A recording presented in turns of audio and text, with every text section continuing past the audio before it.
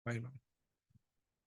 Bismillahirrahmanirrahim. Assalamualaikum warahmatullahi wabarakatuh.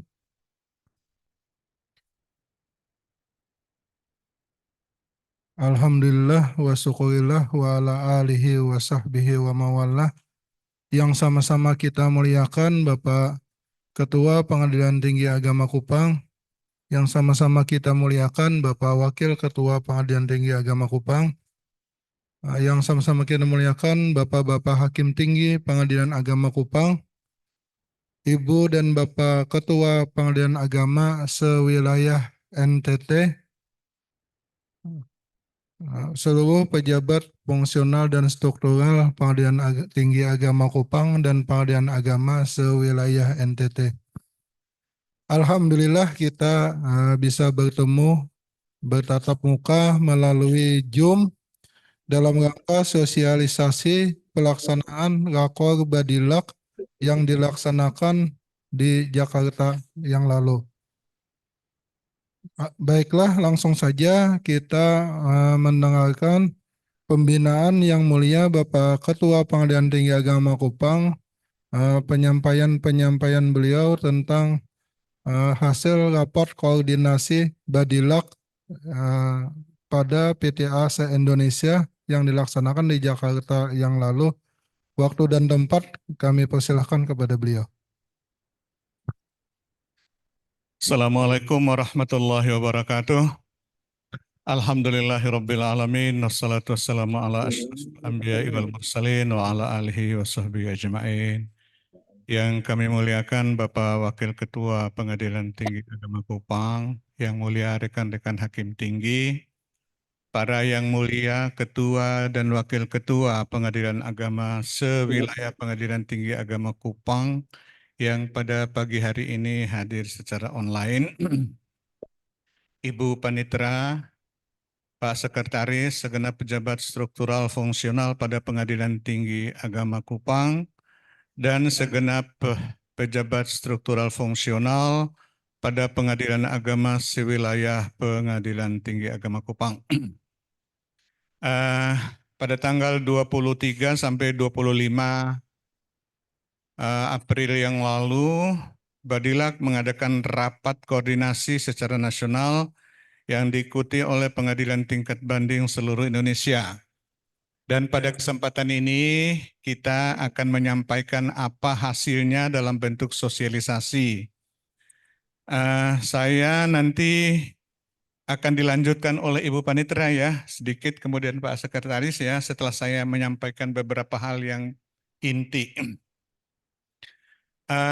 Kita sekarang bukan PA saja, tapi PTA juga untuk menyamakan persepsi, jangan sampai nanti ya setahun ke depan ada perbedaan penafsiran tentang beberapa hal yang sudah disampaikan di dalam rapat koordinasi secara nasional tersebut. Yang pertama saya akan menyampaikan materi tentang kekuatan alat bukti elektronik dalam perkara perdata di Pengadilan Agama. Saya mohon izin untuk berdiri kurang. Ya. Kekuatan alat bukti elektronik. Aku bisa share kan?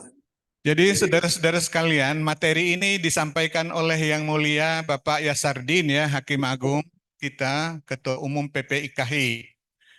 Bahannya selengkapnya sudah ada di situ. Saat sekarang ini saudara tidak perlu membaca dulu. Sebab saya kira membaca itu gampang saja, nanti bisa diulang-ulang. Tetapi yang lebih utama adalah yang di luar ini, yang di luar teks. Karena teks ini kan sifatnya teoritis saja ya, teoritis saja. Sedangkan yang di luar teks itu adalah contoh-contoh kejadian dalam pengadilan-pengadilan luar negeri berkaitan dengan kekuatan bukti elektronik itu dalam persidangan perdata di beberapa negara. Saudara-saudara sekalian, menurut pasal 164 HIR atau pasal 284 RBG, ada 5 jenis alat bukti, yaitu pertama bukti surat, 2 bukti saksi, 3 persangkaan, 4 pengakuan, dan 5 sumpah.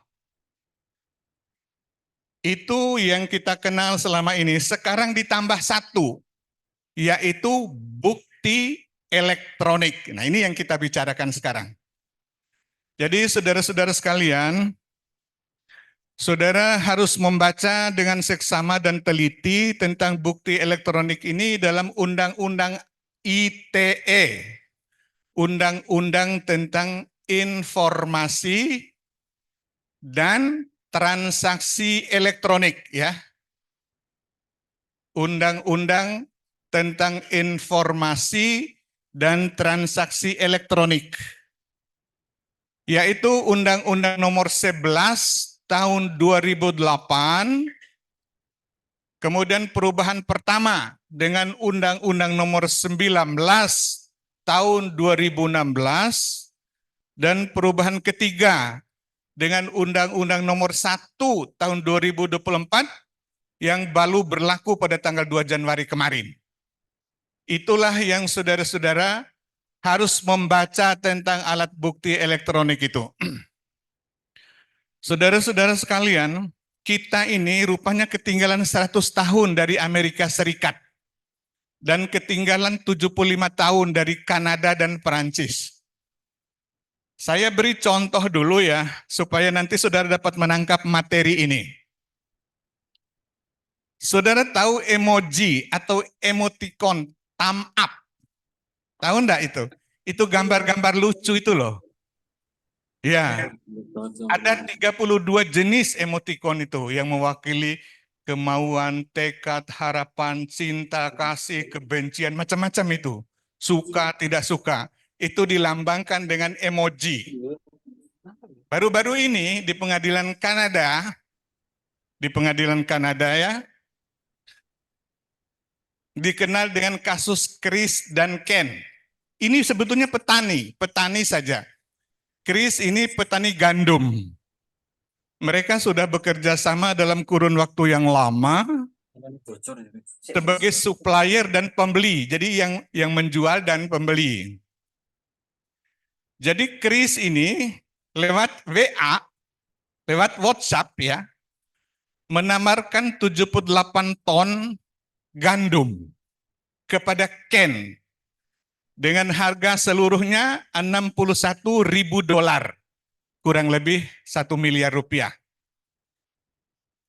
Dia mengirimkan penawaran itu dari Chris ini ke Ken, barang itu.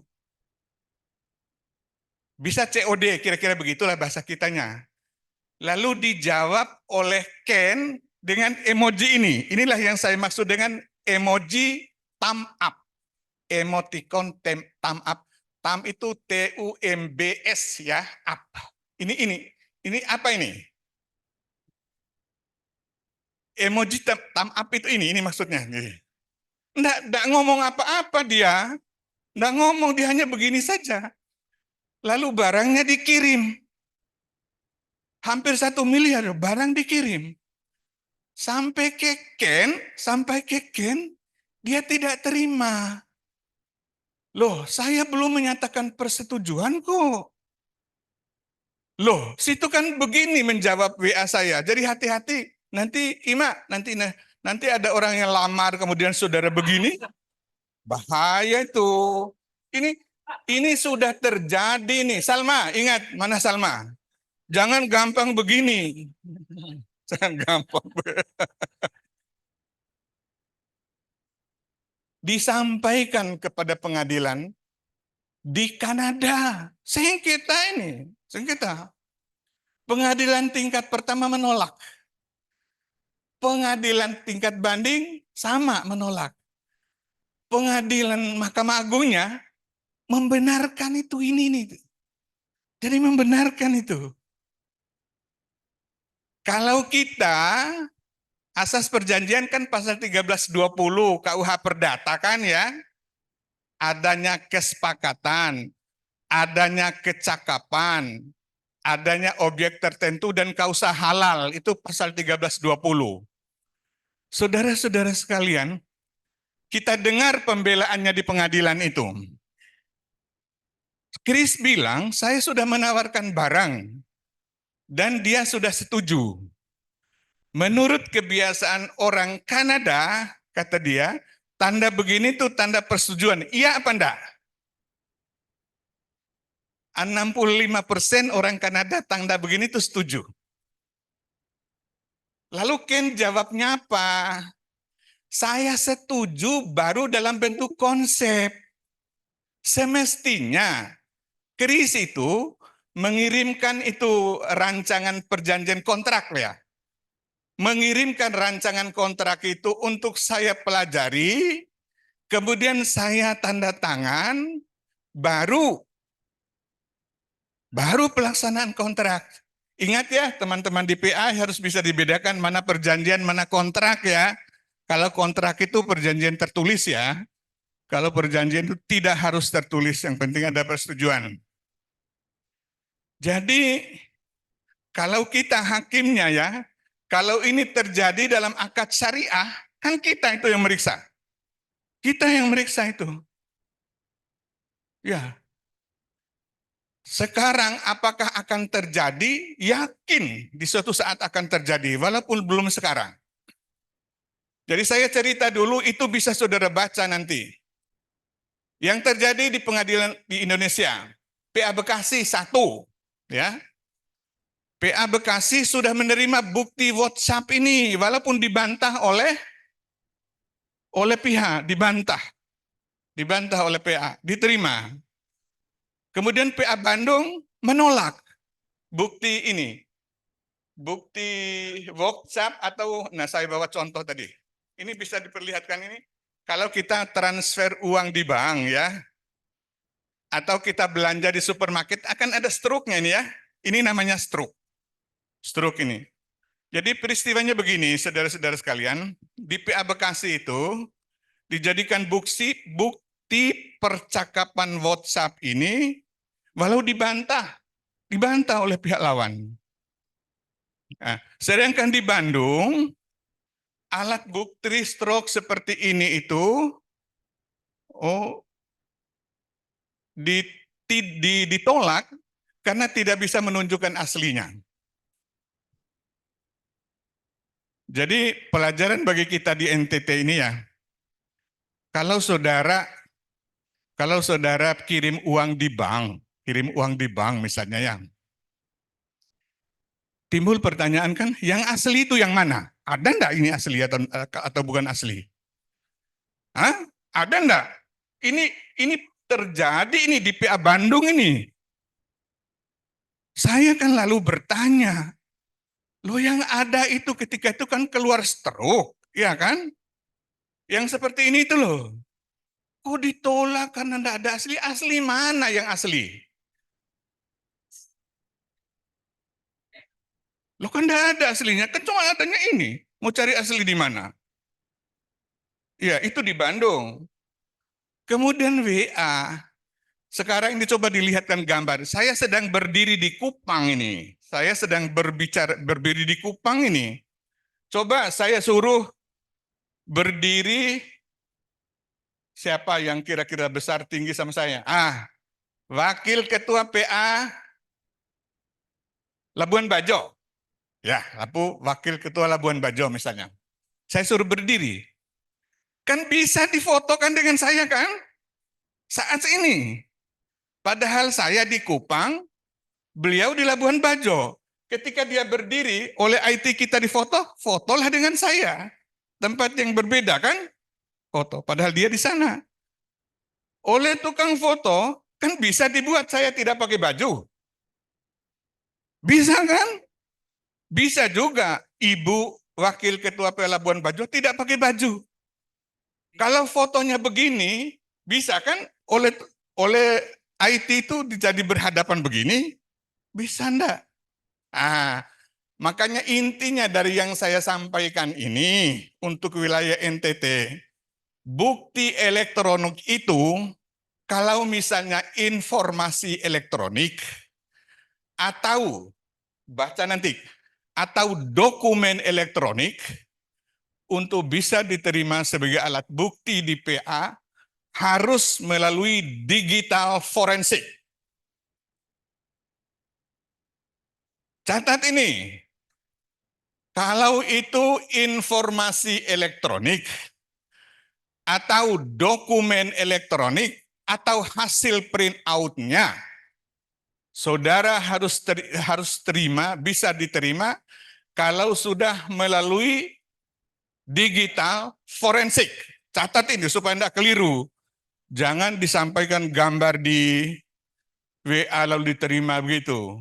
Enggak. Contohnya begini. Saya menulis di WA saya ini bahwa pada tanggal berapa ini? Pada tanggal 6 Mei 2024 saya mengirimkan uang sebanyak 1 juta kepada Ketua Pengadilan Agama Waika Bubak. Misalnya begitu. Saya tulis, saya suruh Arya atau Afif cetakkan itu. Kan keluar dokumennya kan? Nah, dokumen elektronik kan itu? Dokumen elektronik. Kemudian saya pergi ke ATM. Saya mengirim uang kepada Ketua PAWai Kabubak 2 juta misalnya. Lengkap, keluarlah struknya seperti ini.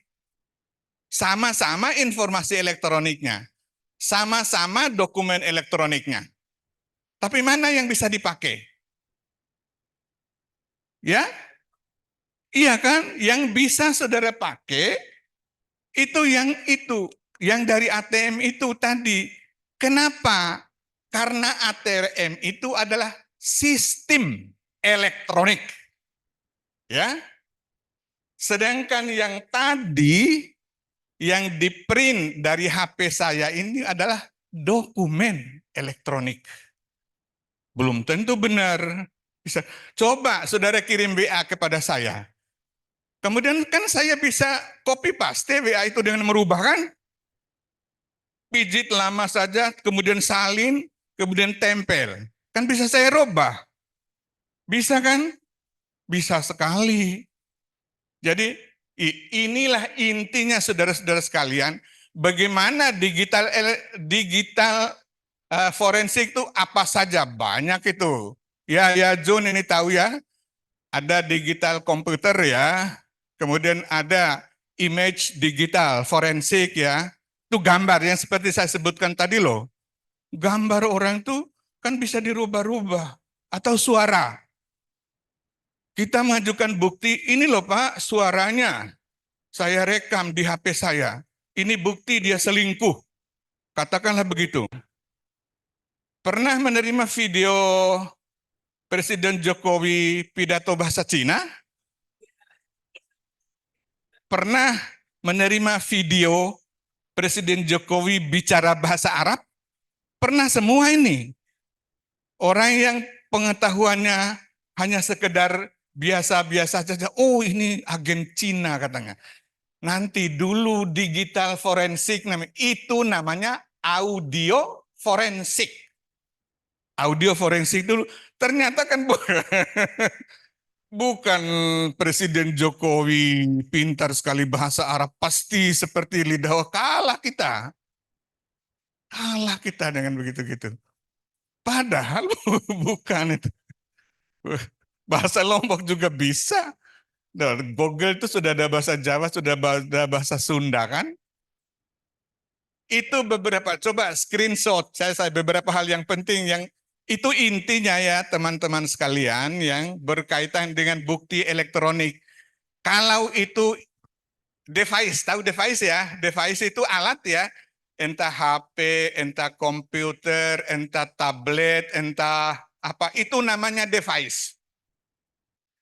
Kalau itu yang bersumber dari device itu dijadikan alat bukti, baru bukti itu diterima melalui digital forensik.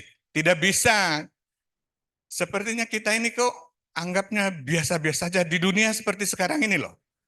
Di dunia seperti sekarang ini kok seperti itu. Makanya emoji thumb up tadi kok. Ya itu satu contoh saja. Contoh lain kan ada saja. Anak-anak kita tanya anak perempuan kita ini. Saya mau jodohkan kamu dengan si Pak Asnawi. Ini orang Pak Asnabinya ini. Anaknya lalu sambil, oh setuju. Sampailah persoalan kita, saya enggak mau minta pembatalan nikah. Lo dulu kamu setuju. Apa buktinya setuju? Itu ketika ada pemberitahuan dari ayah. Ketika ada pemberitahuan dari ayah, katanya kamu begini. Sebetulnya ya, coba dari hati sanubari kita. Memang betul setuju sih kalau kita begini. Lain kalau begini. Lah kita ini loh coba adalah John bikin emoji sendiri John. Itu orang barat yang bikin emoji itu. Kalau di Amerika ini belum tentu setuju, baru 45%. Kalau di Kanada tempat kejadian tadi bukti persetujuan itu 65% dari masyarakatnya. Kalau Arab enggak. Di dunia Arab enggak, beda-beda lagi. Jadi di Arab enggak, tidak sama sekali kalau bukti begini. Coba sederhana sekali. Lalu apa gunanya kita mempelajari KUH Perdata yang begitu tebal itu kok sudah bisa sesederhana itu. Coba ada beberapa catatan yang saya buat di screenshot tentang bukti elektronik. Ayo IT. Coba lihat, diperlihatkan.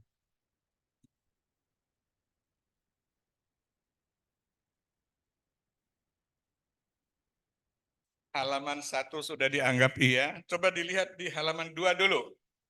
Pengetahuan tentang hukum ya. Dalam proses pembuktian setidaknya hakim membutuhkan pengetahuan, halaman 2 ya. Hukum tertulis yang berlaku, hukum kebiasaan, kaidah-kaidah hukum asing. Kemudian pengetahuan tentang fakta ya. Dalam hal hakim menjatuhkan putusan verstek, dalam hal tergugat mengakui kebenaran gugatan penggugat, dalam hal tidak ada penyangkalan, dalam hal hakim karena jabatannya dianggap telah mengetahui fakta, itu fakta notoir dan fakta prosesuil. Mana? Coba tidak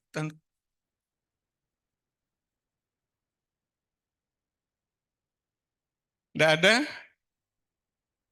Saya cuma pengulangan saja ya. Saudara tahu fakta notoir? Itu fakta notoir yang tidak perlu dibuktikan. Nah itu. Yang nomor 4 pengetahuan tentang fakta itu. Fakta notoir itu fakta yang sudah diketahui umum dan tidak perlu dibuktikan. Kalau matahari itu terbitnya dari timur, tidak perlu pakai saksi lah bahwa matahari di timur ya. Kalau matahari itu terang, ya tidak perlu, itu maksudnya begitu.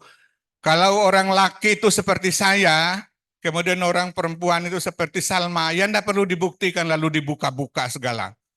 Ya tidak perlu, itu namanya fakta notoir. Kalau fakta prosesuil itu maksudnya adalah fakta yang diperoleh dalam persidangan. Coba halaman berikutnya. Kalau belum disampaikan.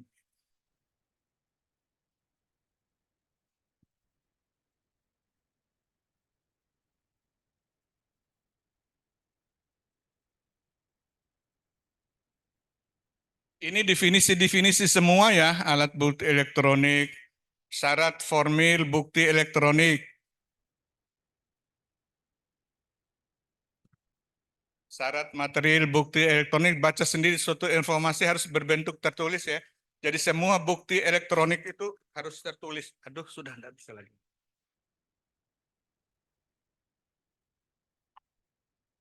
Saya kira ini ada dan tidak selesai ini. Aduh. Saya sudah turun berat badannya, Mas. Barangkali turun terus ini gara-gara puasa. Turun saja ini. Jadi sudah apa namanya? Sudah kurus sekarang. Sekarang pindah kepada saya coba lihat-lihat tadi apa yang perlu yang kira-kira tidak mewakili apa yang saya sampaikan tadi, ke bawah. Terus ke bawah. Terus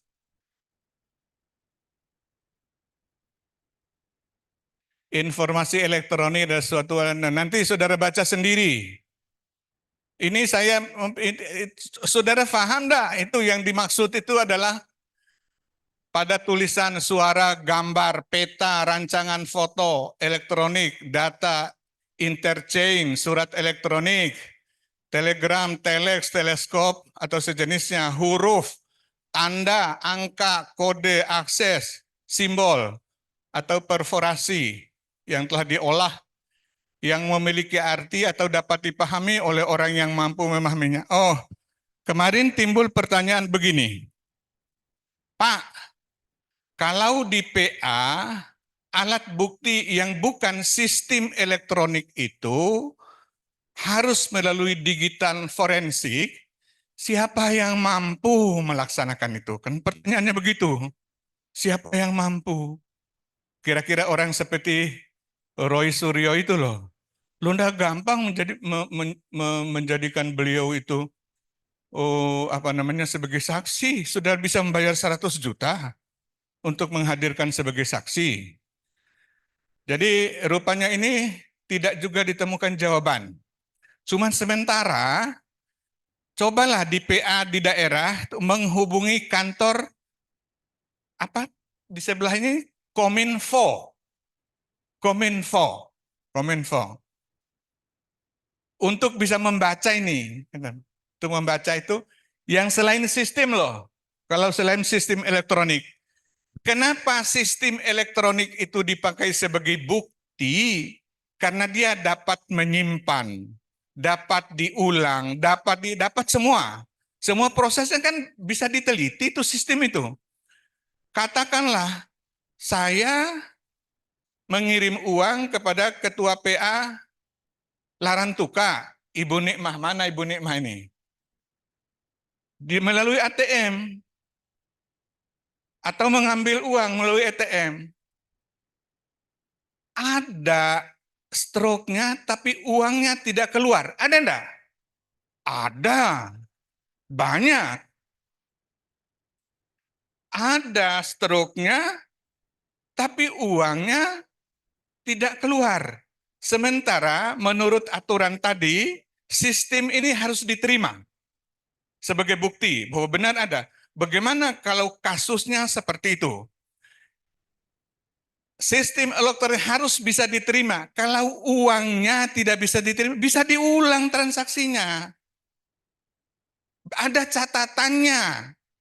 Yang menyimpan catatan transaksi tadi loh. Uangnya keluar tidak itu minta. Ada. Jadi dokumen itu harus diada oleh pelaksana sistem informasi elektronik. Namun ya memang ada kejadian begitu. Begini, tetapi misalnya kalau salah tekan tombol nomor itu ya risiko kita. Nggak bisa kalau itu. Seharusnya nomor itu nekan angka-angka di situ tuh loh. Di di ATM itu loh. Kalau kita salah itu lalu nyampainya kepada orang lain, kan sudah ada peringatan bank itu. Atau bukan kita yang mengambil uangnya, tapi orang dengan ATM kita, dia tahu PIN kita, ya enggak lagi tanggung jawab bank.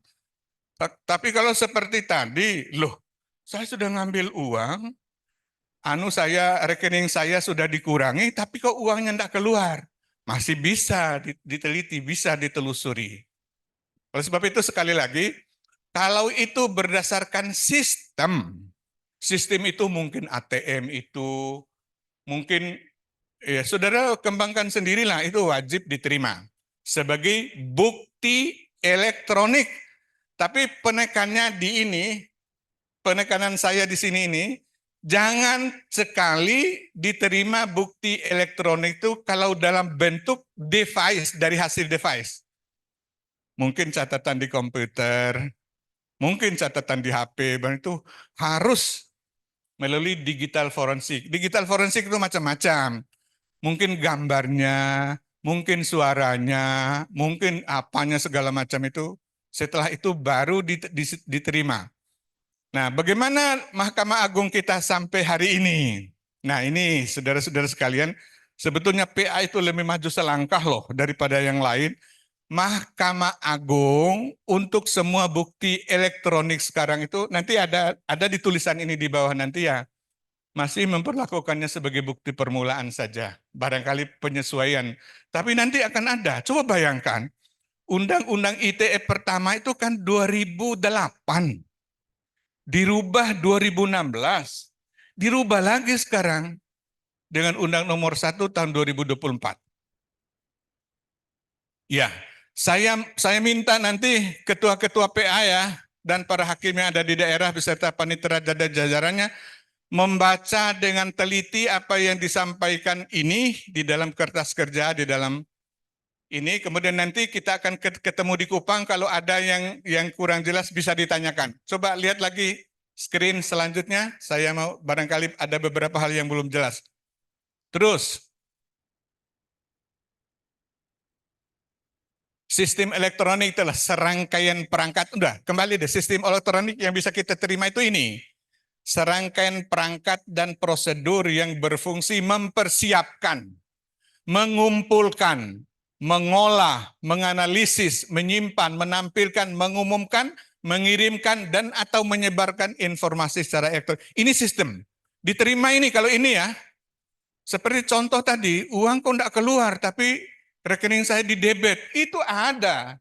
Dikumpulkan, diolah, dianalisa, minta ke bank. Kalau memang tidak keluar uangnya, pasti nanti akan ditemukan bahwa itu belum keluar. Nanti akan diperbaiki kembali, Terus,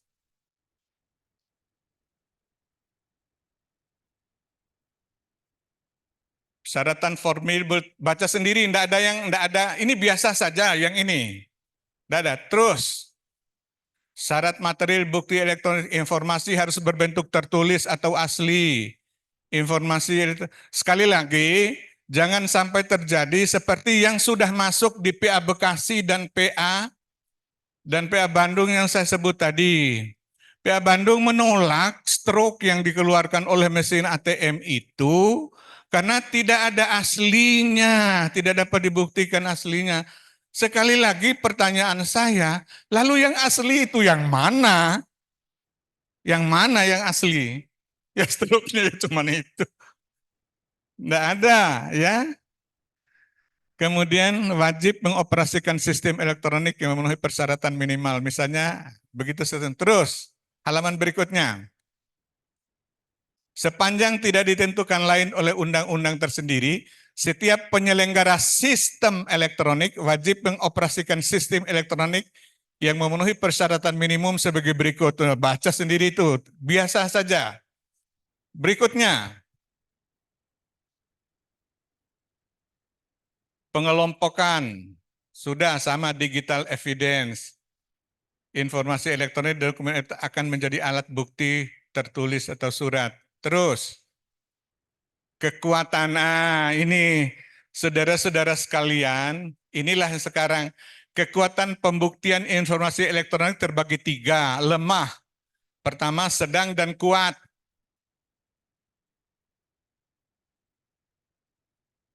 Ya. Nah, ini semuanya dalam bentuk terus lagi. Terus. Nah, ini sama dengan tadi. Kriteria yang harus diperhatikan hakim dalam hal menilai autentifikasi bukti elektronik. Ya, lagi. Nah, ini ya. Coba yang saya singgung tadi. Ini yang sudah masuk ini. Putusan PA Bekasi. Bukti berupa print out percakapan WhatsApp yang dibantah oleh tergugat. Ya, yang dibantah oleh tergugat. Dapat diterima sebagai bukti yang sah karena merupakan hasil cetak dari informasi elektronik dan dokumen elektronik. Jadi kesalahannya di sini nih ya, saudara-saudara sekalian, itu dari device ya, dari peralatan, dari alat ya. Ini PA Bandung, bukti fotokopi print out saksi keuangan atau bukti transfer tidak dapat diterima sebagai bukti yang sah karena tidak dapat menunjukkan aslinya. Dari mana aslinya kalau dia begitu? Tidak ada itu ya. Nah, ini putusan MA. Bukti foto yang tidak dilakukan digital forensik hanya sebagai bukti permulaan yang dapat digunakan untuk menyusun persangkaan. Inilah kita sampai hari ini. Nah, sekali lagi perlu saya sampaikan ya, saudara sekalian, khususnya di PA daerah itu, baru sampai situ kita ya, ingat itu yang nomor 3 itu loh. Yang tidak dilakukan digital forensik hanya sebagai bukti permulaan yang dapat digunakan untuk menyusun persangkaan. Itu MA sampai hari ini. Jadi kita ketinggalan jauh tuh, jauh sekali ketinggalan. Kanada sudah terima ini. Apa nanti? Nanti juga akan mengarah ke sana kita. Tidak mungkin untuk kita ini sekali lagi teman-teman, bukti ini kan berbicara tentang hukum formal. Berbicara tentang hukum acara. Hukum acara itu tidak ada baju agamanya, oh ini Islam, ini bukan Islam, kan hukum acara ya. Ya, hukum acara, tata cara bagaimana kita untuk menerapkan hukum material. Kalau kita berbicara hukum material, baru kita, oh ini kan hukum barat, oh ini hukum Islam, oh ini hukum macam-macam itu. Oke, terus.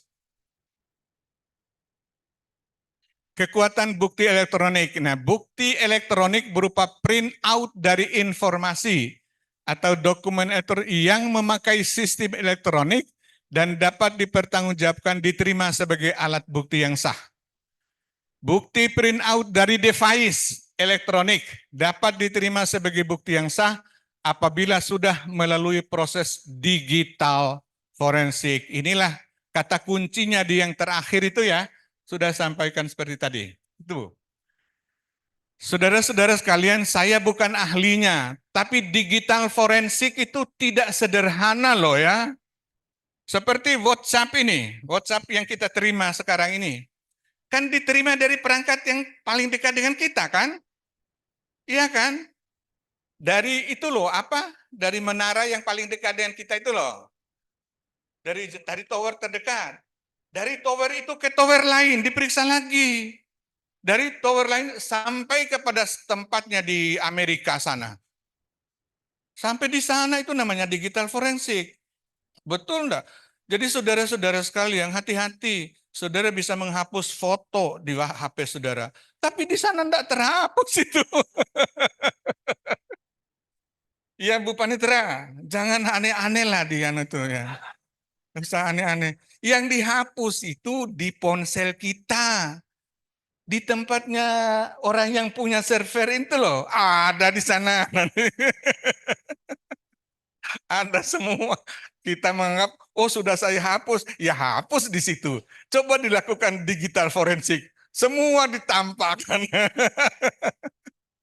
Ya, saya mengatakan itu.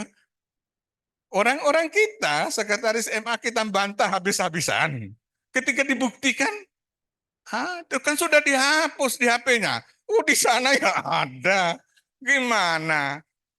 Jadi Salma hati-hati ya nyimpan foto di HP ya. Ya. Ya di WhatsApp. Kemudian terus yang bukti elektronik.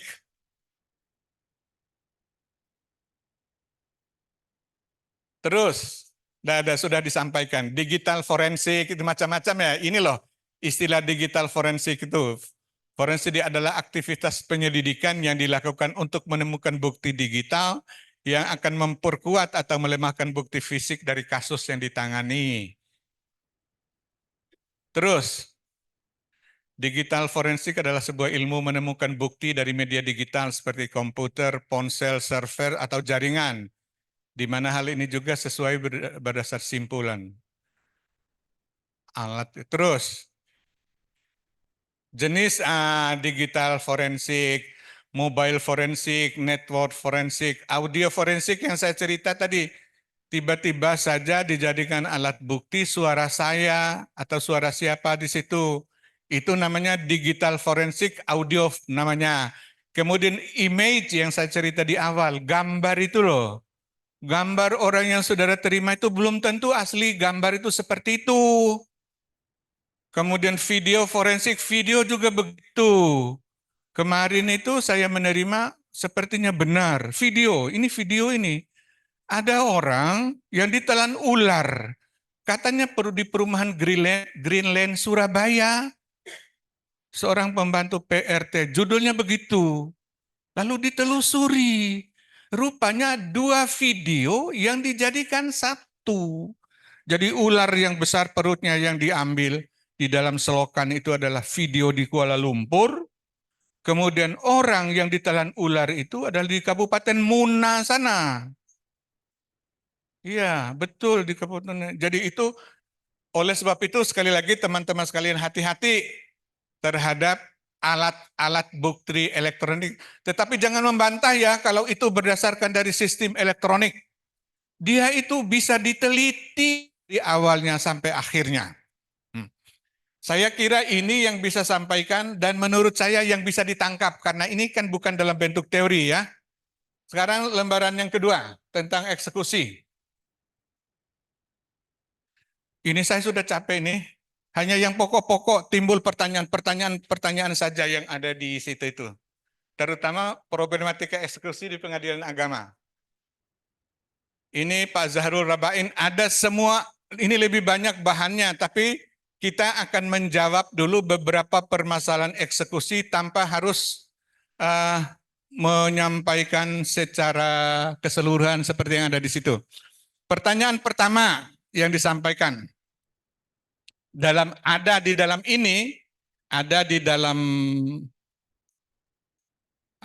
PPT ini ada, tapi saya sengaja mengambilnya yang praktis supaya bisa difahami. Pertanyaan pertama, boleh enggak eksekusi itu dilakukan atas sebagian dari putusan? Jadi sebetulnya objek putusan ini ada 10. Yang dimintakan eksekusi 5, boleh enggak? Ya? Ya. Di dalam ini boleh. Boleh. Jadi permintaan eksekusi boleh lebih dari 1 kali. Tetapi kalau sudah dieksekusi, tidak boleh diulang eksekusinya. Ya, yang belum dieksekusi bisa. Tetapi yang sudah jangan. Itu persoalan pertama, ya. Boleh ini terjadi di PA Atambua ini dulu kepada saya ditanya bahwa boleh enggak kita yang ini saja Pak. Lalu saya jawab pada saat itu boleh dan dilaksanakan. Yang mereka sudah dulu. Tetapi andai kata yang belum itu dimintakan eksekusi, itu boleh. Itu boleh ya, boleh. Pertanyaan yang kedua, bagaimana kalau besarnya objek eksekusi itu lebih kecil, lebih besar daripada apa yang ada di putusan? Ya, di putusan hanya 70 are, ternyata objek itu adalah 100 are, 100 are. Yang dieksekusi adalah sesuai amar putusan. Ya. Kalau sisanya mereka bisa menyelesaikan sendiri silakan. Tapi yang 30 are yang lebih besar itu kalau mau itu perkara baru. Perkara baru. Demikian juga kalau lebih kecil sama. Yang dieksekusi itu adalah sesuai amar. Sesuai amar. Itu 3 pertanyaan. 3 yang sering terjadi di dalam eksekusi kita. Kemudian selanjutnya yang terjadi juga sering yang ditanyakan di mimbar Diano itu, di bagaimana dalam hal eksekusi lelang 3 kali eksekusi lelang dilaksanakan tidak ada yang menawar. Tidak ada penawaran. Menurut Badilak, kalau tidak ada penawaran sampai 3 kali kan lapor kan? Lapor ke sana, tidak ada penawaran. Itu bukan penyelesaian permanen ya. Melapor itu hanya berkaitan dengan SIPP itu, hanya berkaitan. Kalau tidak dilaporkan berarti muncul terus. Muncul terus. Selama ada penawaran, bukan lagi. Bukan lagi. Kalau harga limit itu berlaku untuk setahun. Penafsiran harga limit itu loh. Berlaku untuk 1 tahun. Jadi kalau kita eksekusi lelang dalam 1 tahun diulang sampai 3 kali, tetap saja harga limitnya seperti yang tadi. Itu berlakunya 1 tahun ya. Seperti itu. Ulang. Tapi menurut Badilak, kaitan dengan SIPP kita, kalau 3 kali tidak ada penawaran lapor. Tapi jangan ditutup, kan tidak boleh ditutup. Cuma dalam laporan SIPP-nya barangkali sudah itu. Kemudian sekali lagi saudara-saudara sekalian, di PA jangan sekali-kali dalam akad syariah misalnya. Dalam akad syariah itu ada wan prestasi, ada juga PMH kan? Mungkin PMH ada, perbuatan melawan hukum. Ini banyak PA sampai di tingkat kasasi sana. Kalau PMH itu katanya bukan wewenang PA, ini loh yang tidak bisa dimengerti itu. Saya sampaikan ya, jarang kita antara PMH dan wan prestasi itu secara detail kita praktekkan di lapangan. Wan prestasi itu adalah berkaitan dengan akad ya. Kalau PMH itu berkaitan dengan pelanggaran terhadap peraturan perundang-undangan. Itu beda pertama. Ini beda yang paling pokok, saudara-saudara di daerah ya, kalau ada perkara ini. Kalau dalam gugatan wan prestasi, ganti rugi itu bisa dituntut mungkin keuntungan yang akan diperoleh, atau bagi hasil yang akan diperoleh, atau apa bisa dituntut. Oh, dia lalai melakukan prestasi, tidak membayar pembiayaan syariah sebesar 100 juta. Kalau misalnya 100 juta itu sudah dibayar, uang 100 juta ini sudah berkembang menjadi 120 juta. Misalnya begitu-gitu kan? Kemudian lalu dituntut.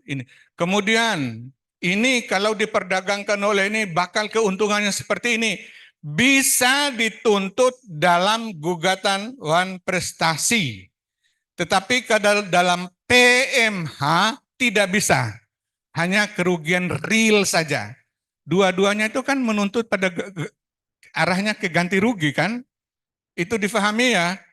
Jadi jangan mempertimbangkan nilai-nilai bukan real dalam gugatan PMH, tetapi bisa saudara kabulkan dalam gugatan wan prestasi yang berkaitan dengan akad-akad syariah. Kemudian yang terakhir ya, bagaimana saudara menentukan nilai limit?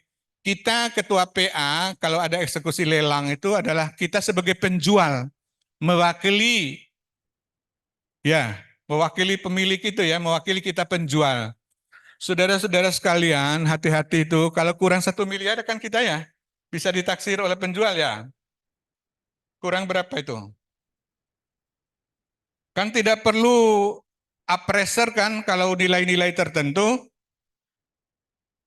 Berapa itu? Kalau dalam hal-hal seperti itu, ketua PA menentukan nilai limit itu, harga NJOP ya, harga NJOP, nilai jual objek pajak per nilai harga pasar ya, per harga pasar kali 25%. Ini pedoman ini saja secara itu. Itu nanti akan ketemu kira-kira itulah yang mungkin yang mungkin ditemukan angka di situ. Kalau saudara menetapkan harga limit berdasarkan NJOP kan akan kecil sekali.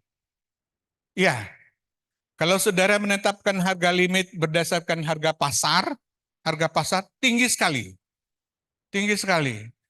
Oleh sebab itu duanya dibagi kali koreksi 25%. Koreksi 25%. Kira-kira begitu. Itulah inti daripada beberapa masalah yang berkaitan dengan eksekusi di pengadilan agama. Coba buka lembar satu-satu, mungkin ada yang belum. Mulai dari awal. Kita tidak bicara lagi eksekusi itu adalah persyaratan eksekusi sudah BHT, tidak dilaksanakan dengan sukarela, kemudian ada unmoney, tidak ada lagi bicara itu. Kemudian terus eksekusi real, problem terus. Nah ini sudah paham, kita tidak bicara lagi ini.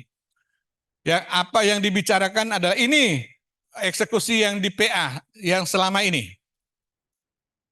Ada jumlahnya, prosentasenya ini, kemudian dicabut ini, lelang ini semua terjadi di kita ini. Kemudian selesai, kita baru selesai berapa yang terakhir itu? 68% ya. Ya?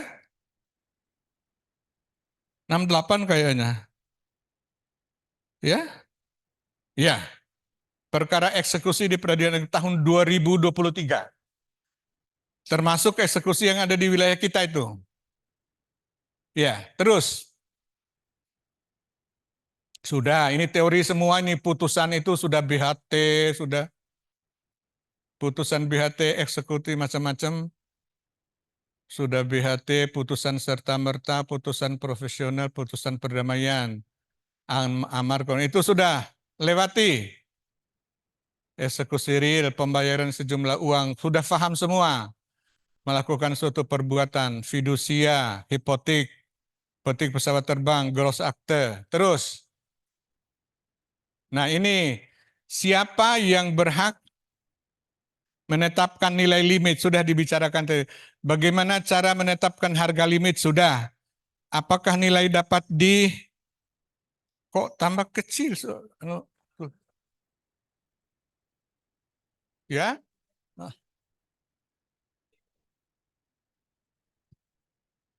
Oh gitu ya, ya coba. Apakah, jadi semua uraian di atas disimpulkan pertanyaan ini, apakah nilai limit dapat digunakan dalam beberapa kali lelang? 1 tahun ya, jawabannya 1 tahun. Ya, 12 bulan. Nomor 4 itu, bagaimana menurunkan nilai limit yang ideal agar objek lelang terjual. Jadi pintar-pintar ketua PA lah ini ya. Caranya begini ya saudara-saudara sekalian. Menentukan harga limit suatu barang itu ada, jangan lupa constatering ya, jangan lupa sebelum menentukan lelang itu. Constatering itu mencocokkan ya antara objek itu sebelum dilelang. Boleh saja tanah itu adalah tanah yang subur atau apa, lihat juga letaknya kan. Kalau tanah di depan jalan raya dengan di depan kubur kan pasti beda. Ya pasti beda lah. Jadi jangan lupa jurusita yang ditugaskan oleh ketua PA untuk melaksanakan eksekusi turun lebih dulu untuk mencocokkan objek eksekusi itu dengan kondisi real yang ada di lapangan. Oke, pertanyaan selanjutnya apa itu? Sudah ada lagi di belakang. Bisa enggak eksekusi real itu dirubah atau berubah atau dialihkan ke eksekusi lelang? Bisa ya, jawabannya bisa. Syaratnya apa? Misalnya begini, dalam perkara warisan ternyata yang dibagi itu adalah rumah. Rumah dibagi 3. Masa sih mau kita bagi rumah, iya kan? Ya tentu harganya lah yang dibagi. Berubahlah eksekusi real itu menjadi eksekusi lelang. Jurusita membuat berita acara perubahan dari eksekusi real dengan eksekusi lelang dengan menyebutkan alasannya.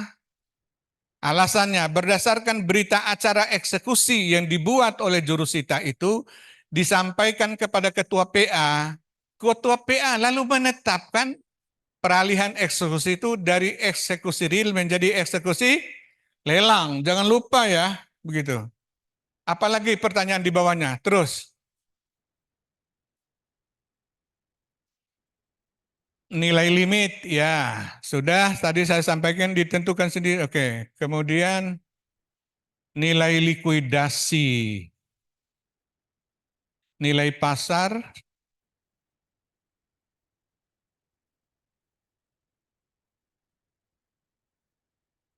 Oke, terus masih ada? Ini agak panjang banyak. Masa berlaku nilai limit, ayo. Nah, masa berlaku laporan penilaian, laporan penaksir yang digunakan sebagai dasar penentuan limit paling lama 12 bulan. Paling lama 12 bulan sejak tanggal penilaian atau penaksiran sampai dengan tanggal pelaksanaan lelang. Dengan ketentuan begini ya, saudara-saudara sekalian di PA itu, nilai 12 bulan itu tidak berlaku mutlak. Ada asas dalam hukum internasional ketika terjadi asas rebus sic stantibus ya. Tidak ada di sini, tidak ada di itu.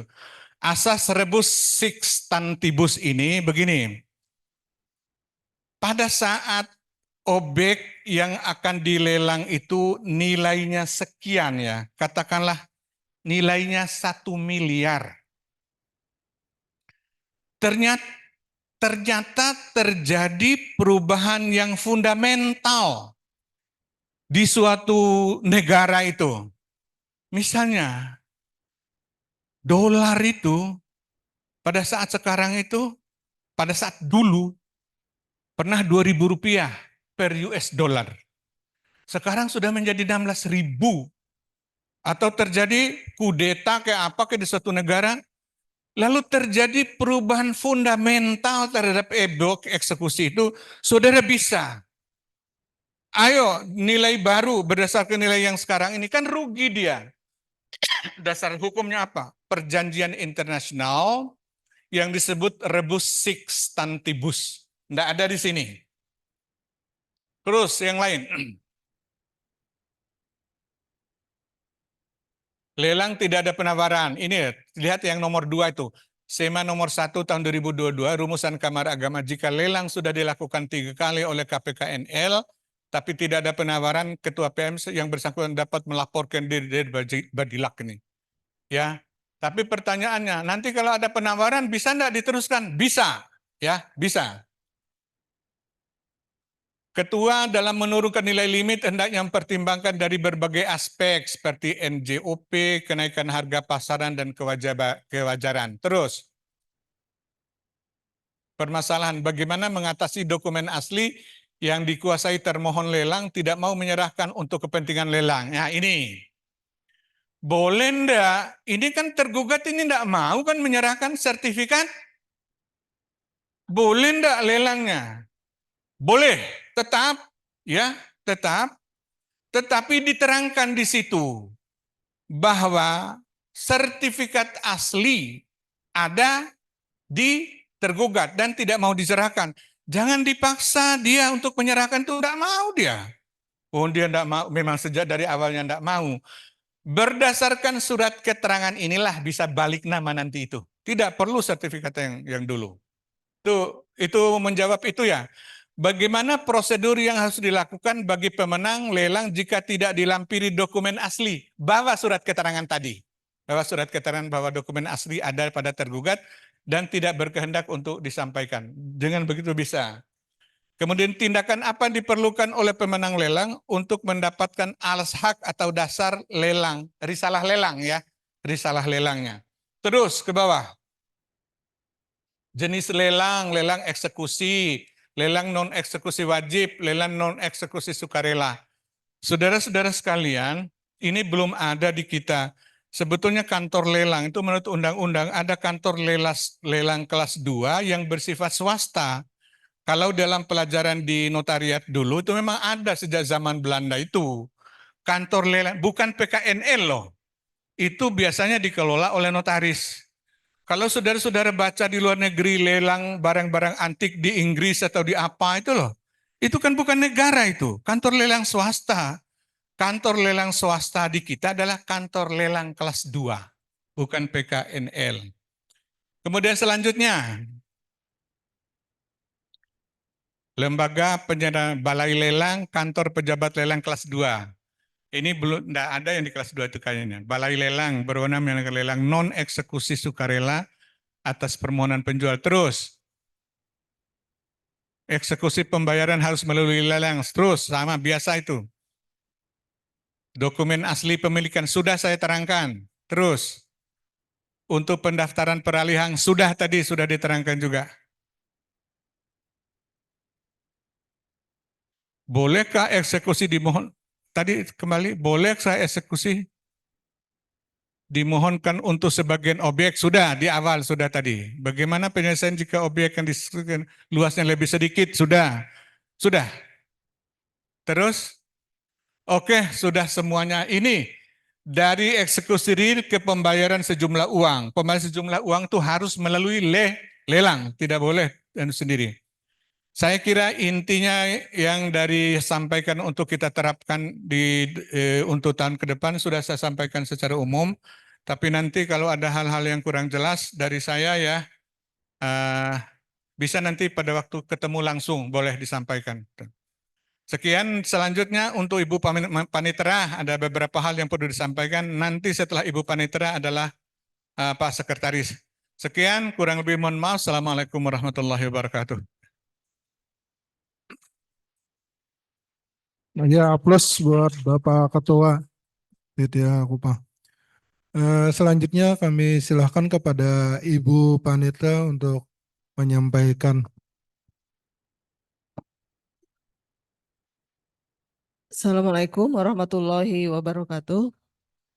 Yang sama-sama kita muliakan Bapak Ketua Pengadilan Tinggi Agama Kupang, yang mulia Bapak Wakil Ketua Pengadilan Tinggi Agama Kupang, yang mulia para hakim tinggi, yang mulia Bapak dan Ibu Ketua Pengadilan Agama sewilayah Pengadilan Tinggi Agama Kupang, yang mungkin juga hadir, yang mulia Bapak Wakil, Bapak dan Ibu Wakil Pengadilan Agama sewilayah Pengadilan Tinggi Agama Kupang, seluruh kepanitraan, kesekretariatan, dan pegawai baik pada Pengadilan Tinggi Agama Kupang maupun Pengadilan Agama sewilayah Pengadilan Tinggi Agama Kupang. Terima kasih atas waktunya. Langsung saja saya mungkin menambahkan saja semuanya yang terkait dengan hasil yang kita ikuti pada saat rapat koordinasi dengan Ditjen Badilag, karena pada waktu yang sama bersamaan waktunya tersebut kita terpisah menjadi 3 komisi. Bapak Ketua memang khusus untuk pimpinan, seluruh pimpinan Pengadilan tingkat banding, kemudian Komisi Kepanitraan dan Komisi Kesekretariatan. Hal-hal yang disampaikan atau yang kami dapatkan pada saat mengikuti, karena ada yang diplenokan, kemudian juga ada yang tersendiri.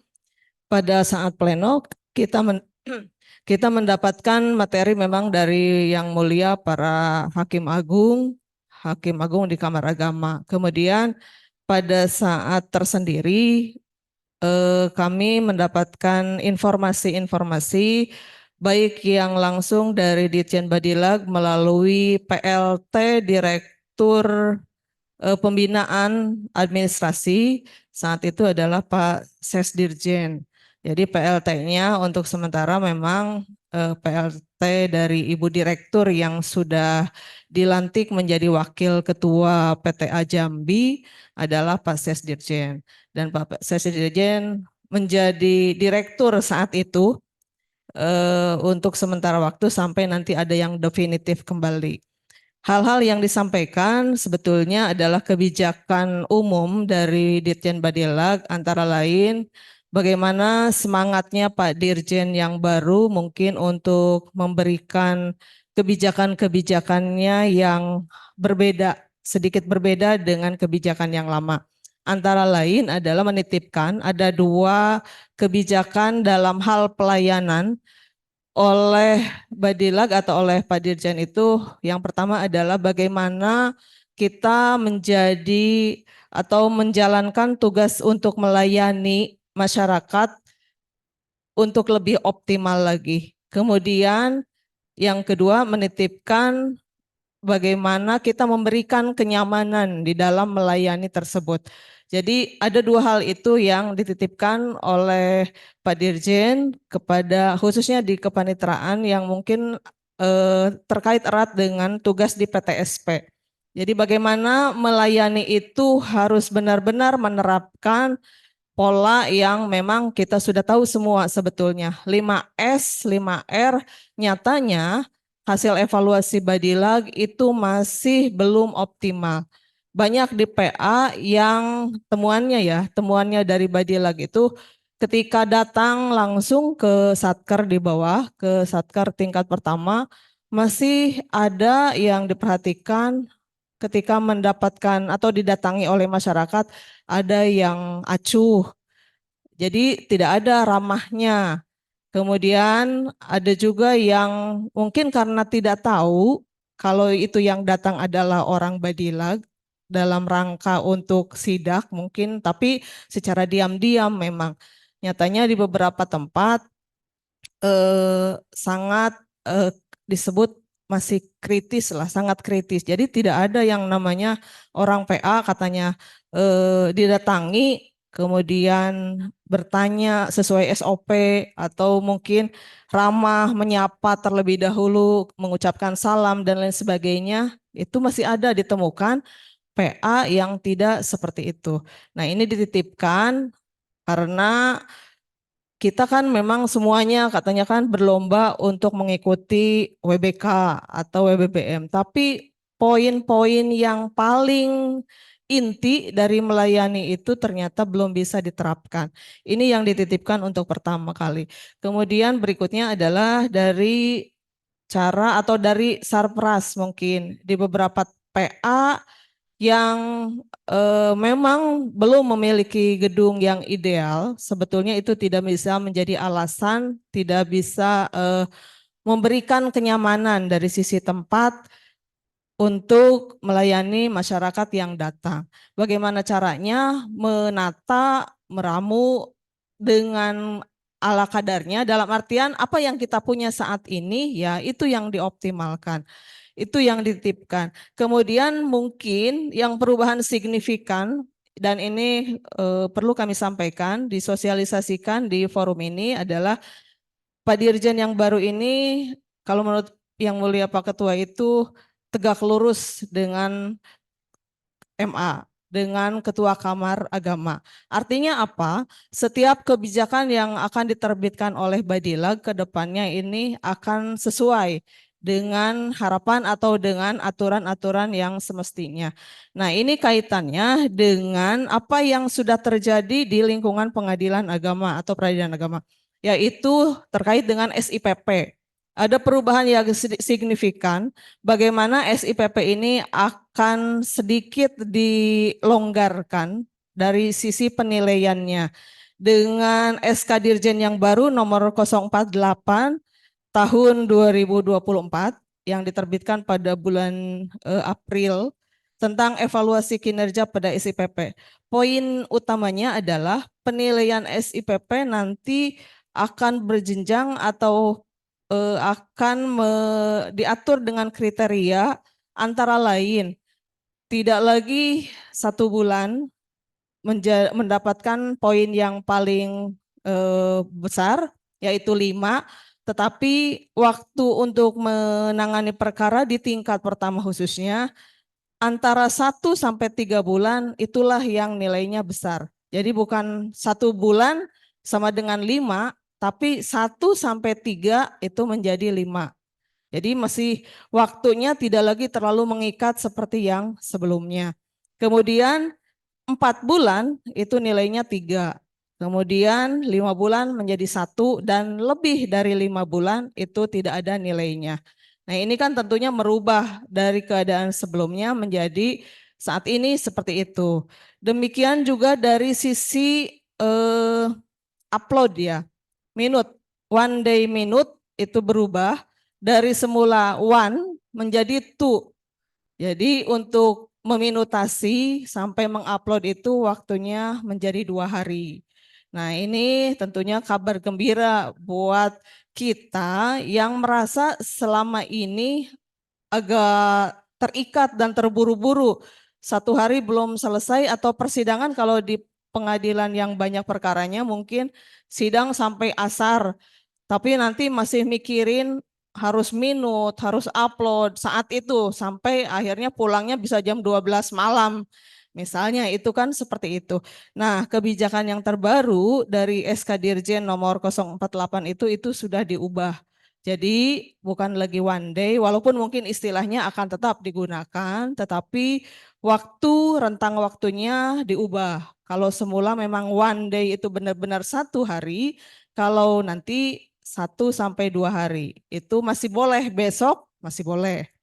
Itu yang kedua. Kemudian dari SK Dirjen yang penyesuaian SIPP ini, penilaian SIPP juga sekarang sudah update terakhir di versi SIPP itu 5.5.0. Alhamdulillah PA di wilayah kita ini semuanya sudah mengupdate. Nah, ini ada perubahan menu atau fitur di dalam SIPP ini yaitu kaitannya dengan penerapan Perma 6 tahun 2022 yaitu upaya hukum yang diajukan secara elektronik, kasasi, dan PK. Ini fiturnya sudah masuk di versi yang terbaru. Ini ada korelasinya juga dengan materi yang disampaikan oleh Pak Panitra Mahkamah Agung. Kami langsung mendapatkan informasi atau sosialisasinya lebih awal, sehari sebelum memang beliau mengagendakan sosialisasi secara nasional. Nah, bagaimana pemberlakuan Perma 6 2022 ini akan diberlakukan akta permohonan kasasi dan PK yang diajukan tanggal 1 Mei 2024 sudah berlaku aturan untuk diajukan secara elektronik. Tidak perlu lagi ada pengiriman berkas yang setumpuk ke Mahkamah Agung, tapi cukup dengan elektronik. Tentunya ini sambung atau berkelanjutan ya dari ikotnya kita di tingkat pertama dan seterusnya. Nah, itu saja barangkali yang poin pentingnya kalau menurut saya pada saat kita rapat koordinasi di Jakarta dan itu menjadi konsumsi kita semua baik di pengadilan tingkat banding maupun pengadilan tingkat pertama. Itu saja, terima kasih, kurang dan lebihnya mohon maaf. Wassalamualaikum warahmatullahi wabarakatuh. Ya, terima kasih banyak Ibu Panita atas penyampaiannya. Selanjutnya dari kami, mungkin kami hanya menyampaikan beberapa informasi saja. Yang pertama adalah kaitannya dengan tenaga PPNPN kita. Jadi menurut info dari Kepala Biro Kepegawaian Mahkamah Agung Bapak PLT, bahwasanya sejumlah PPNPN kita dari Mahkamah Agung dan pengadilan agama di bawahnya itu semua formasinya sudah disetujui oleh Menpan. Jadi sebanyak yang dihitung dalam database di dalam sikap Mahkamah Agung itu semua berdasarkan beberapa negosiasi dan beberapa lobby-lobby, alhamdulillah semuanya disetujui menjadi formasi P3K. Nah, namun persetujuan formasi itu sebagaimana pengalaman-pengalaman yang lalu, bahwasanya itu hanya formasi. Selanjutnya adalah bagi teman-teman PPNPN untuk berusaha melatih diri untuk ikut ujiannya. Nah, jadi masih tetap ada juga passing grade yang ditetapkan oleh Menpan. Jadi tidak otomatis jadi P3K. Jadi kami harapkan kepada Bapak Ibu Ketua dan Bapak Ibu Sekretaris Pengadilan Agama untuk memfasilitasi teman-teman PPNPN supaya diadakan latihan-latihan bersama, dibiasakan kepada teman-teman untuk membiasakan ikut CAT ya itu. Nah, jadi mungkin contoh-contohnya sudah banyak di YouTube dan juga kepada teman-teman CPNS yang baru diangkat kan masih ingatannya masih kuat. Jadi mungkin bisa minta bantuan juga kepada teman-teman CPNS yang baru diangkat supaya melatih teman-teman P3K kita, PPNPN kita. Mungkin passing grade-nya itu tidak setinggi yang lalu, mungkin diturunkan, tapi namanya tes tetap juga ada yang sampai dan tidak sampai passing grade-nya. Nah, mungkin itu karena ada tes. Ya. Nah, jadi kami harapkan kepada Bapak Ibu Ketua untuk memfasilitasi baik waktu, tempat, peralatan supaya teman-teman bisa latihan, bisa seminggu sekali bisa apa seperti di PTI ini kan diadakan 2 hari sekali ya atau tiap malam. Nah, teman-teman ini latihan kami di sini untuk mempersiapkan mengikuti tes P3K bagi teman-teman PPPN-PN. Mungkin itu saja Yang Mulia.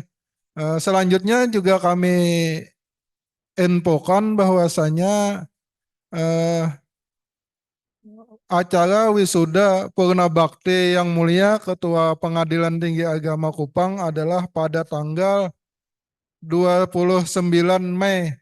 Nah, diadakan di hotel di Kupang.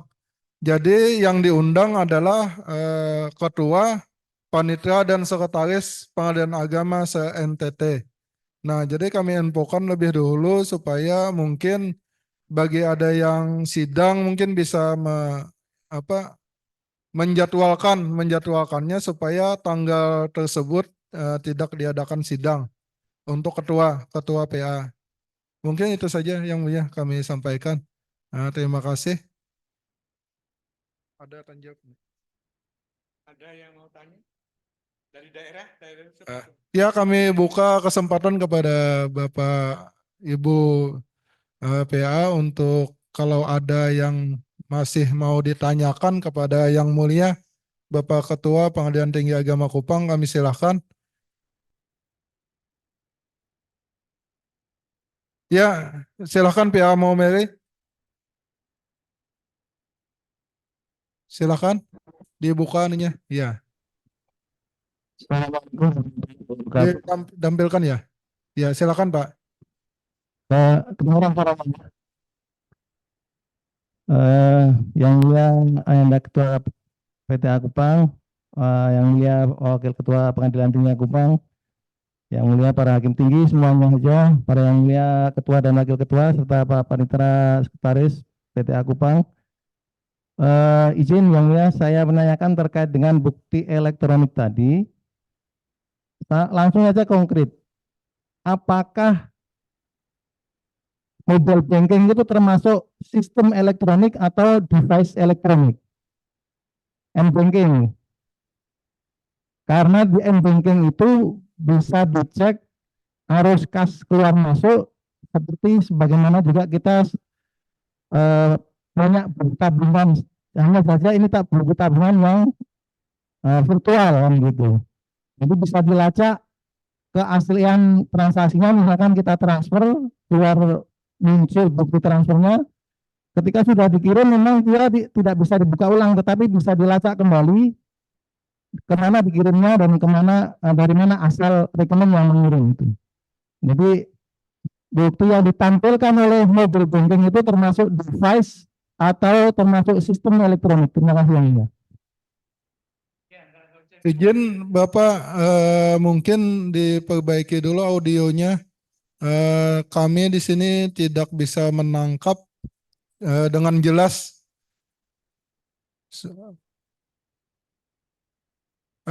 Atau terlalu dekat mic Halo? ya? Apakah sudah?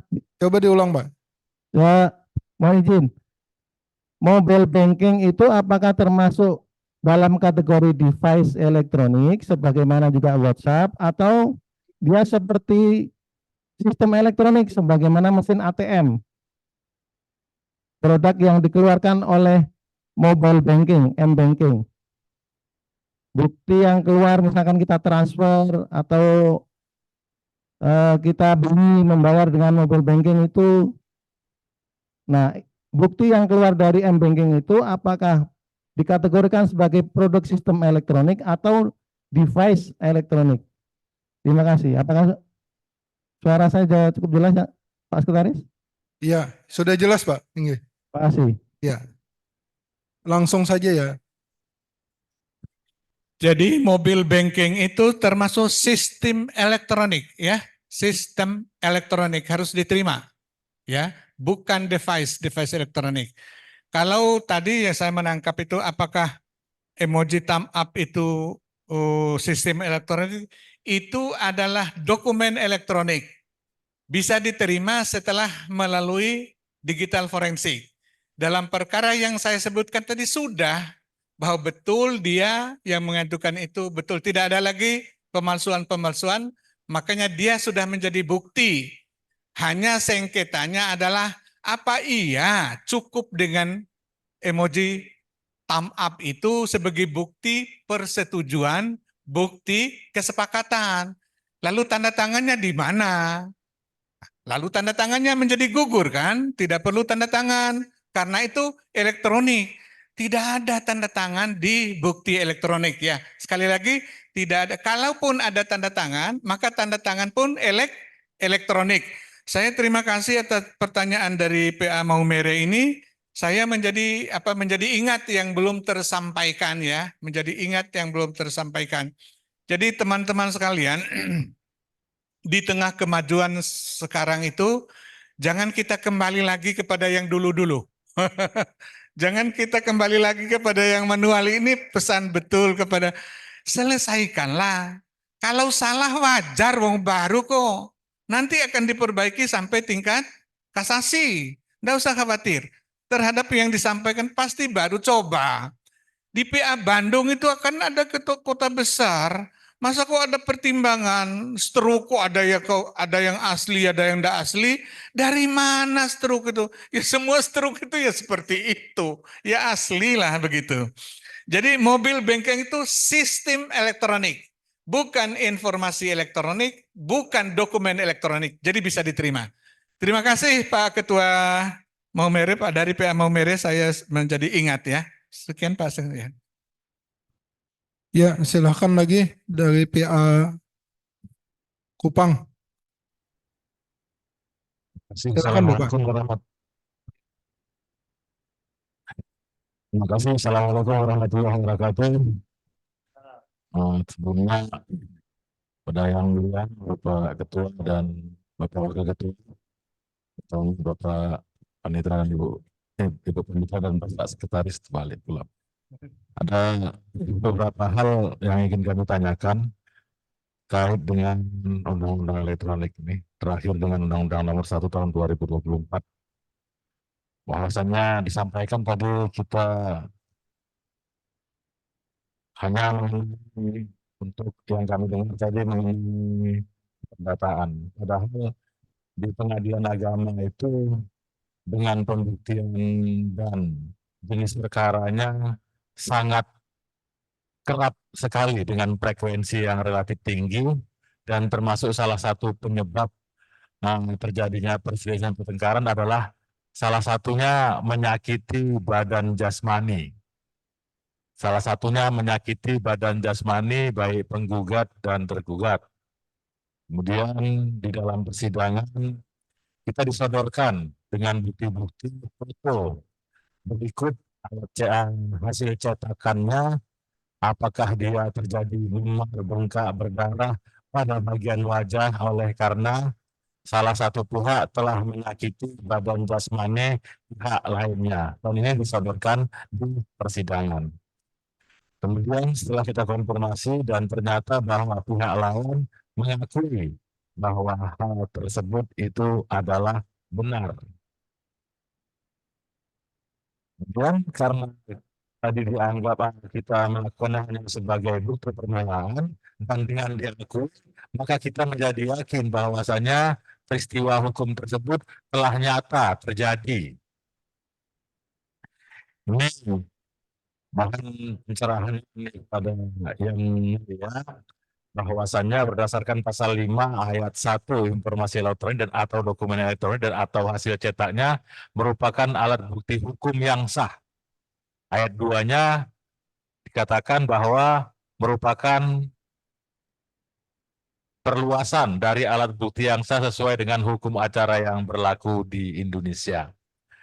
Begitu mudahnya kita untuk melakukan print out terhadap apa yang kita ambil, yang kita dokumentasikan terhadap peristiwa menyakiti badan jasmani dalam rumah tangga. Ini dalam pertimbangan tersebut sehingga putusan tersebut nantinya karena sudah merupakan produk pengadilan menjadi sebuah akta autentik yang dapat digunakan untuk hal apa saja termasuk pidana. Bagaimanakah tadi walaupun disampaikan di NTT kita dapat setelah melalui digital forensik. Apakah hal yang seperti kami sampaikan tadi ini juga harus melalui digital forensik, sedangkan para pihak penggugat dan atau tergugat telah mengakui dan hasil print out-nya adalah sesuai pada HP-nya. Itu yang pertama, Yang Mulia.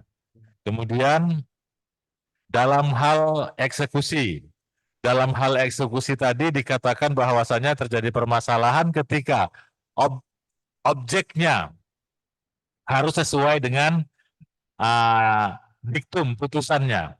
Kalau diktum putusannya ternyata lebih besar dari apa yang didapati di lapangan, dan ketika JSP melakukan constatering, nah ini kan menjadi permasalahan. Tentunya ada milik pihak ketiga yang tercaplok, yang digarap, yang diserobot, yang dikuasai. Ini yang menjadi permasalahan. Nah, ini bagaimana? Sementara yang kita ketahui jika terjadi ketidaksesuaian antara diktum dengan ketika di lapangan, maka kita nyatakan bahwasanya objek tersebut adalah non-executable. Itu yang pertanyaan yang kedua. Kalaulah lebih kecil pada lapangannya daripada lebih kecil pada diktumnya daripada kenyataannya. Ini itu yang kami alami di PA Kupang ini. Kemudian yang pertanyaan yang ketiga tadi, ketika sebelum melakukan eksekusi terlebih dahulu dilakukan constatering oleh JSP dan atau tugas yang ditunjuk. Ini sementara komponen biaya pada pelaksanaan eksekusi itu belum dimasukkan biaya constatering, pencocokan. Oleh dan karenanya, apakah biaya pencocokan constatering tersebut dapat kami masukkan dan disamakan dengan biaya distinct? Mohon petunjuknya dan arahannya. Demikian barangkali yang kami sampaikan 3 hal ini. Terima kasih. Assalamualaikum warahmatullahi wabarakatuh. Langsung ya. Terima kasih Pak Ketua PA Kupang. Yang pertama tentang bukti elektronik, dokumen elektronik atau informasi elektronik tentang kekerasan fisik yang diajukan sebagai bukti di persidangan. Jadi pertama, kalau ditolak bukti itu oleh tergugat, maka dilakukan digital forensik. Kalau diakui bukti awal tadi menjadi bukti sempurna, sudah tidak lagi perlu digital forensik untuk semuanya, untuk semua apa saja, ya. Kemudian tentang eksekusi, kalau diktum putusan lebih besar, ini nanti di jawabannya halaman 11 ya, saya bacakan kembali. Jika objek yang akan dieksekusi ternyata luasnya lebih sedikit dari yang disebutkan dalam amar, sedangkan batas-batas dan letaknya telah sesuai, maka eksekusi dilakukan sesuai yang ada, tidak memakan tanah tetangga. Jadi lebih tidak sama tetapi batasnya sama, eksekusi. Karena batasnya kan sama, tetap tidak ada perubahan. Jawabannya kedua, jika objek yang akan dieksekusi luasnya lebih dari yang disebutkan dalam amar putusan, maka eksekusi dilakukan sesuai luas yang disebutkan dalam amar putusan. Nanti baca kembali halaman 11 ya. Sedangkan sisanya dapat diajukan kembali kepada tergugat. Pihak yang berkepentingan atas sisa objek tersebut dapat mengajukan gugatan baru. Ini dikutip dari buku Pak Yahya Harahap, Ruang Lingkup Eksekusi halaman 400 dan 401. Kemudian pertanyaan nomor 3, biaya constatering. Kan Pak Ketua yang tentukan biayanya. Boleh. Dan saya mohon ya untuk wilayah kita, itu jangan langsung turun tanpa constatering lebih dulu. Jangan ya. Tolong dicocokkan lebih dulu supaya menghindari kemungkinan gagalnya eksekusi. Biaya constatering Ketua bisa nambahkan. Hanya saja pada waktu rakor kemarin itu kita sepakat agar tidak PA tidak perlu menetapkan biaya keamanan. Biar biaya keamanan dibayar langsung oleh yang bersangkutan kepada pihak keamanan. Itu aja. Selain biaya keamanan itu boleh oleh Ketua PA. Ya, begitu Pak Ketua. Terima kasih. Pertanyaannya bagus sekali untuk memberikan variasi dan pengetahuan yang utuh terhadap PA-PA di dalam wilayah PTA Kupang. Satu lagi kalau masih ada. Ya, kita kasih kesempatan kepada satu PA lagi. PA. Ya, PA Soe, silakan.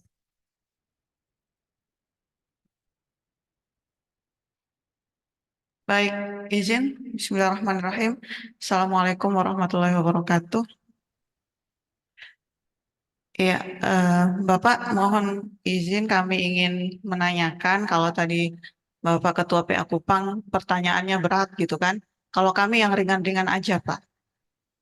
Ini terkait dengan administrasi persidangan yang mana penerapannya itu masih ada dua penerapan terkait dengan pembuatan berita acara sidang berdasarkan Perjuknis 363.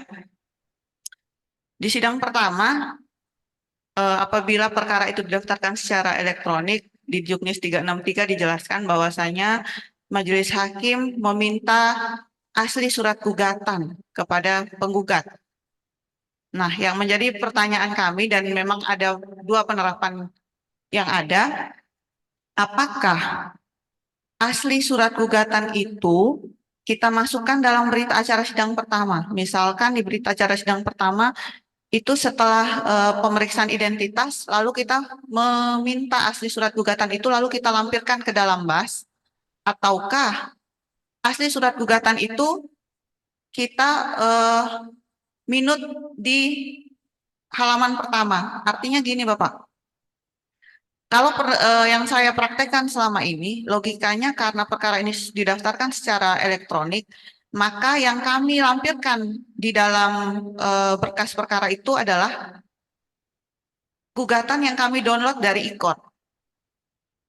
Karena secara logikanya orang berperkara secara IKOT tidak membawa aslinya. Aslinya baru kita dapatkan di sidang pertama. Oleh karenanya itu di berita acara sidang pertama lah lalu kami melampirkan asli dari surat gugatan tersebut.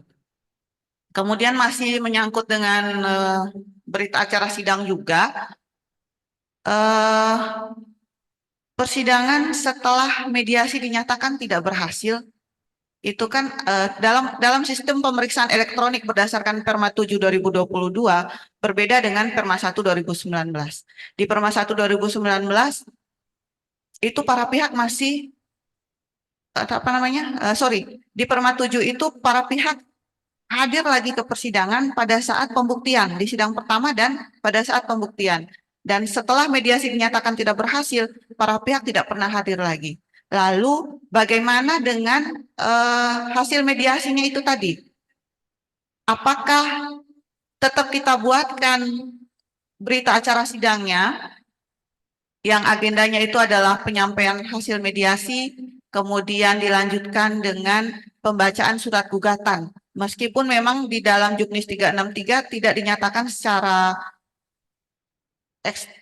tersurat bahwasanya harus diadakan gitu. Tapi kami menafsirkan bahwasanya walaupun di dalam situ dinyatakan bahwasanya surat gugatan dianggap dibacakan. Namun praktek yang kami lakukan adalah setelah mediasi dinyatakan tidak berhasil, kami tetap membuat berita acara sidang dengan agenda penyampaian hasil mediasi, lalu surat gugatan dibacakan. Nah, perbaikannya itu kami ketahui apabila tidak ada perubahan yang di-input oleh penggugat ke dalam aplikasi IKOT. Nah, kemudian yang selanjutnya menyinggung tadi apa yang disampaikan oleh Bapak Ketua Pengadilan Agama Kupang terkait dengan kekerasan. Kalau kekerasan fisik memang kita bisa sama-sama melihat secara langsung bahwasanya baik itu ada lebam luka ataupun visum yang kita dapatkan. Namun bagaimana dengan kekerasan psikis? Apalagi dengan aturan yang terbaru SEMA 3 2023 setelah jelas bahwasanya gugatan tersebut tidak dapat dilanjutkan untuk pemeriksaannya apabila belum mencapai perpisahan penyebab perselisihan dapat dikabulkan apabila terbukti adanya perselisihan dan pertengkaran terus-menerus dilanjutkan dengan adanya perpisahan minimal selama 6 bulan gitu. Nah, bagaimana dengan kekerasan psikis? Misalkan mereka baru pisah 1-2 bulan, kemudian tidak ada visum pula gitu. Nah, hanya berdasarkan apakah dari keterangan saksi saja itu hakim bisa menyimpulkan bahwasanya terjadi kekerasan psikis. Contoh misalkan saksi melihat ada kebiasaan yang tidak pernah dilakukan oleh penggugat. Sebagai contoh, penggugat ini adalah orang yang soleha gitu Pak. Kemana-mana pakai jilbab. Tiba-tiba kok saya sering melihat dia tiba-tiba jalan sendiri sambil tidak menggunakan jilbabnya, lalu sering menangis sendiri. Apakah dengan keterangan saksi saja yang seperti itu bisa kita kesimpulkan bahwasanya telah terjadi kekerasan psikis gitu. Nah, kemudian yang terakhir terkait juga dengan penerapan SEMA 3 2023 tadi, yang 6 bulan perselisihan dirangkaikan dengan perpisahan 6 bulan, itu juga masih kami menemukan 2 putusan yang berbeda penerapannya. Ada yang diterima dan ada yang ditolak. Bahkan teman saya di PTA Denpasar itu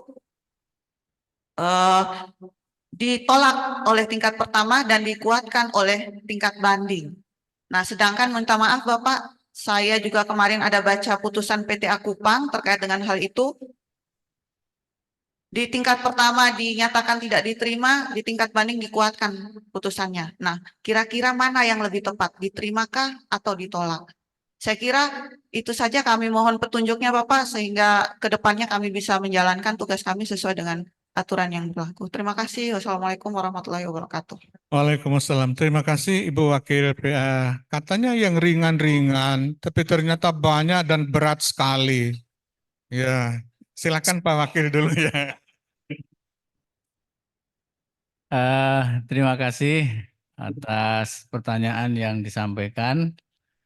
Yang pertama berkaitan dengan perkara elektronik. Untuk elektronik itu kan memang ada kewajiban pada saat persidangan kita itu minta surat gugatan asli dan surat kuasa asli. Nah, sehingga dalam hal itu berarti dalam berkas minutasi itu tetap yang pertama adalah surat gugatan dan surat kuasa yang di-upload melalui SIPP. Nah, seperti itu. Sehingga nanti pada sidang pertama itu di situ diterangkan bahwa P dan T datang, kemudian seterusnya. Nah, itu kemudian minta surat gugatan asli dan surat kuasa asli. Dan itu ada konsekuensinya. Kalau surat kuasa asli, surat gugatan asli itu harus dicocokkan dengan surat gugatan yang diunggah melalui SIPP. Nah, kalau itu cocok ya antara surat gugatan yang diupload di SIP dengan surat gugatan yang asli itu cocok, maka itu bisa diterima. Tapi kalau seandainya misalnya ya surat yang diserahkan asli itu tidak sama, ya itu majelis punya kewajiban supaya surat aslinya ini diperbaiki dan harus yang asli yang sesuai dengan yang diupload pada SIPP. Nah, seperti itu. Nah, kemudian yang berkaitan dengan surat kuasa, ya, surat kuasa, kalau yang berkaitan dengan surat kuasa, seharusnya surat kuasa itu juga harus dicocokkan yang asli dengan pada saat yang diupload diunggah di SIPP, yang di-ECOT. Kalau surat kuasa yang asli yang diserahkan itu ternyata tidak sama ya dengan yang diunggah di ECOT, itu maka gugatan itu dinyatakan di NO. Nah, seperti itu di Perma nomor 7-nya itu. Nah, karena itu makanya dalam berkas itu ya, dalam berkas itu surat gugatan maupun surat kuasa yang diupload di EKOT, kemudian yang aslinya itu dua-duanya itu disertakan di dalam berkas itu. Karena tujuannya untuk itu. Jadi tujuannya bahwa yang diupload di EKOT itu harus sama dengan aslinya. Makanya dua-duanya harus disampaikan di dalam berkas perkara. Nah, itu yang pertama. Kemudian yang kedua yang berkaitan dengan hasil mediasi. Kalau pertanyaan tadi hasil mediasi bagaimana kalau setelah mediasi pihak tidak hadir? Nah, kalau yang sering terjadi itu yang tidak hadir kan pihak tergugat.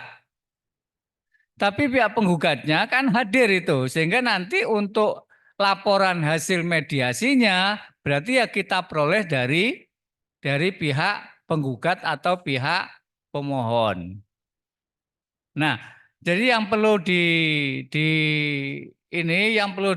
kita pahami bahwa yang namanya perkara EKOT, litigasinya itu adalah dimulai setelah mediasi gagal. Nah, itu yang perlu kita pahami bahwa persidangan EKOT itu bagi pihak yang P dan T hadir, maka persidangan litigasinya itu dimulai setelah mediasi gagal. Nah, bagi pihak yang tidak hadir, bagi yang first take, berarti ya setelah majelis menganggap bahwa pihak tergugat itu sudah dipanggil secara sah dan patut. Itu majelis itu bisa dipanggil sekali, ada yang dipanggil 2 kali. Nah, setelah dipanggil sekali atau 2 kali tidak hadir, maka pemeriksaan selanjutnya adalah itu dimulailah persidangan itu secara elektronik. Itu mungkin yang dapat kami sampaikan yang berkaitan dengan perkara EKOT. Yang tadi kalau tentang kekerasan psikis ya terus terang kita kan bukan ahlinya untuk menilai bahwa si pihak ini mengalami kekerasan psikis atau tidak. Kenapa? Karena yang berkaitan dengan psikologi, yaitu kalau kita bisa menentukan itu harus mengundang saksi ahli psikolog kan gitu. Kalau kita menurut saya kita tidak bisa menilai dari keterangan saksi ataupun kita menyimpulkan bahwa si penggugat ini sudah mengalami kekerasan psikis. Tapi kalau kekerasan fisik kan kelihatan itu, kelihatan. Nanti kalau psikis karena nggak kelihatan dan kita nggak punya keahlian untuk itu, sehingga menurut saya itu kita tidak bisa menyimpulkan dari keterangan saksi, kemudian kita menyimpulkan bahwa si A ini telah mengalami kekerasan psikis. Nah, seperti itu. Nah, kemudian yang berkaitan dengan 6 bulan itu ada yang di NO, ada yang ditolak. Itu memang saya baca di putusan PTA yang lain itu juga masih ada dua pendapat itu. Nah, 2 pendapat itu kalau menurut saya itu dua-duanya benar selama didukung dengan terserah pertimbangannya. Nah, seperti itu. Jadi kalau pertimbangan belum 6 bulan itu adalah dinyatakan sebagai syarat formil, ya. Jadi syarat formil sesuatu gugatan yang perceraian itu syarat formilnya adalah karena sudah berpisah 6 bulan, karena itu belum diajukan 6 bulan, maka gugatan perselisihan itu belum memenuhi syarat formil diajukan suatu gugatan, sehingga gugatannya dinyatakan di NO. Nah, tetapi kalau ditolak itu pertimbangannya karena bentuk perselisihan dan pertengkarannya itu tidak terbukti. Nah, seperti itu. Sehingga antara di NO dan ditolak itu menurut saya dua-duanya benar, tergantung kita pertimbangan hukumnya. Kalau pertimbangan hukumnya karena gugatan itu belum memenuhi syarat formil suatu gugatan karena belum 6 bulan, maka itu di NO. Tetapi kalau tidak terbukti perselisihannya, dinyatakan tidak terbukti, maka perkara itu dinyatakan ditolak. Nah, seperti itu. Itu jawaban dari Pengadilan Agama SUE. Terima kasih. Ada tambahan Pak Ketua? Oh, cukup. Sudah cukup. Ya, mungkin kita cukupkan saja untuk selanjutnya apabila masih ada pertanyaan-pertanyaan yang masih mengganjal, silahkan langsung ditanyakan kepada beliau secara tertulis ataupun melalui komunikasi lainnya. Mungkin kita cukupkan kegiatan sosialisasi ini. Marilah kita sama-sama mengucapkan hamdalah. Alhamdulillahirabbil alamin. Assalamualaikum warahmatullahi wabarakatuh.